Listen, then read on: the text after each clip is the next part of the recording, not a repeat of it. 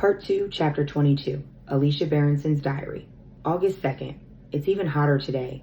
It's hotter in London than in Athens, apparently. But at least Athens has a beach. Paul called me today from Cambridge. I was surprised to hear his voice. We've not spoken in months. My first thought was Auntie Lydia must be dead. I'm not ashamed to say I felt a flicker of relief. But that's not why Paul was calling. In fact, I'm still not sure why he did call me. He was pretty evasive. I kept waiting for him to get to the point, but he didn't. He kept asking if I was okay, if Gabriel was okay, and muttered something about Lydia being the same as always. I'll come for a visit, I said. I haven't been for ages. I've been meaning to. The truth is I have many complicated feelings around going home and being at the house with Lydia and Paul.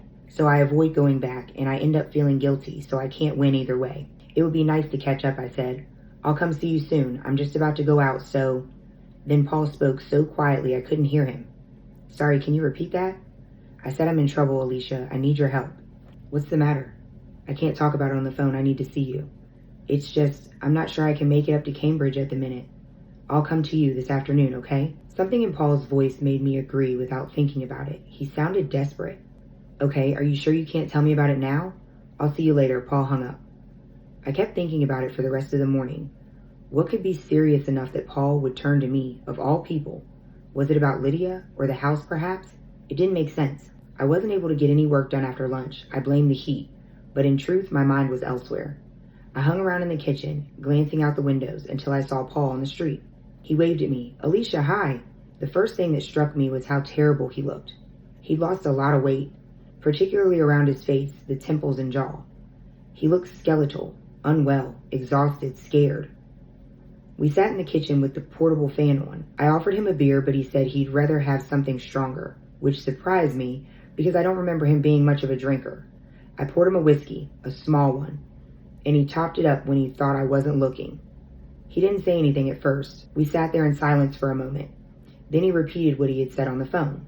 The same words. I'm in trouble. I asked him what he meant. Was it about the house? Paul looked at me blankly. No, it wasn't the house. Then what? It's me, he hesitated, then came out with it. I've been gambling and losing a lot, I'm afraid. He'd been gambling regularly for years. He said it started as a way of getting out of the house, somewhere to go, something to do, a bit of fun. And I can't say I blame him. Living with Lydia, fun must be in short supply, but he's been losing more and more, and now it had gotten out of hand. He's been dipping into the savings account, and not much was there to start with. How much do you need? 20 grand? I couldn't believe my ears. You lost 20 grand? Not all at once, and I borrowed from some people, and now they want it back. What people? If I don't pay them back, I'm going to be in trouble. Have you told your mother? I already knew the answer. Paul may be a mess, but he's not stupid. Of course not. Mom would kill me. I need your help, Alicia. That's why I'm here. I haven't got that kind of money, Paul. I'll pay it back. I don't need it all at once, just something. I didn't say anything and kept pleading. They wanted something tonight. He didn't dare go back empty-handed. Whatever I could give him, anything. I didn't know what to do. I wanted to help him, but I suspected giving him money wasn't the way to deal with this. I also knew his debts were going to be a tough secret to keep from Auntie Lydia. I didn't know what I'd do if I were Paul. Facing up to Lydia was probably scarier than the loan sharks. I'll write you a check, I said finally. Paul seemed pathetically grateful and kept muttering, thank you, thank you. I wrote him a check for £2,000, payable to cash. I know that's not what he wanted, but the whole thing was uncharted territory for me, and I'm not sure I believed everything he said. Something about it didn't ring true. Maybe I can give you more once I've talked to Gabriel, I said, but it's better if we work out another way to handle this. You know, Gabriel's brother's a lawyer. Maybe he could... Paul jumped up, terrified, shaking his head. No. Don't tell Gabriel. Don't involve him, please. I'll work out how to handle it. I'll work it out. What about Lydia? I think maybe you should... Paul shook his head fiercely and took the check. He looked disappointed at the amount, but didn't say anything. He left soon afterward. I have the feeling I let him down. It's a feeling I've always had about Paul since we were kids. I've always failed to live up to his expectations of me, that I should be a mothering figure to him. He should know me better than that. I'm not the mothering type. I told Gabriel about it when he got back. He was annoyed with me. He said I shouldn't have given Paul any money, that I don't owe him anything. He's not my responsibility. I know Gabriel is right, but I can't help feeling guilty.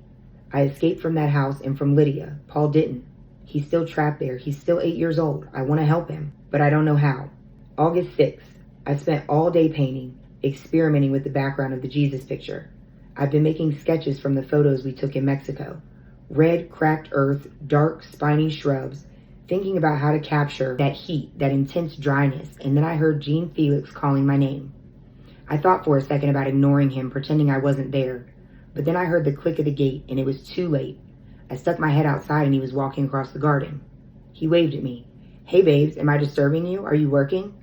"I am, actually." Good, keep at it. Only 6 weeks until the exhibition, you know? You're horribly behind."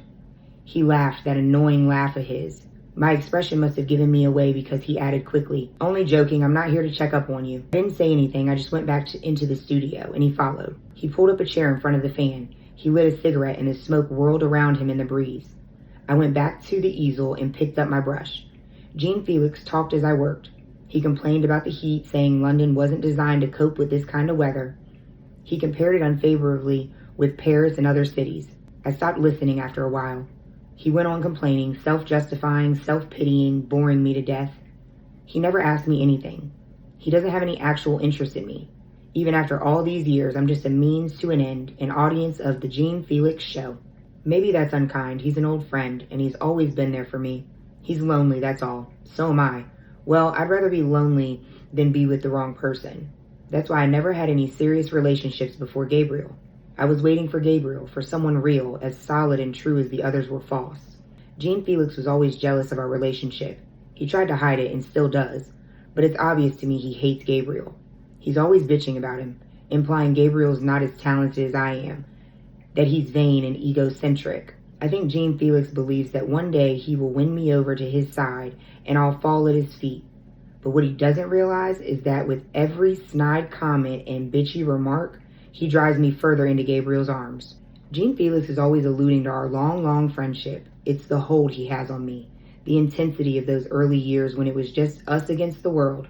But I don't think Jean Felix realizes he's holding on to a part of my life when I wasn't happy.